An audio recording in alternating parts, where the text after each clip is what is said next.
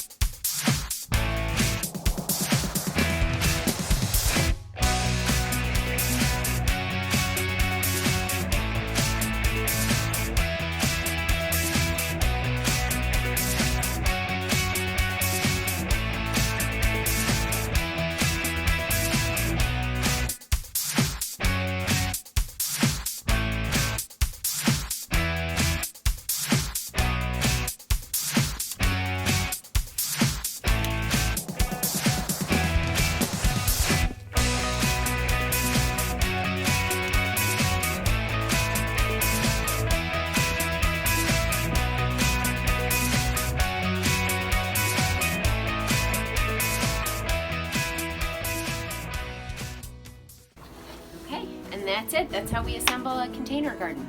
Thanks for watching.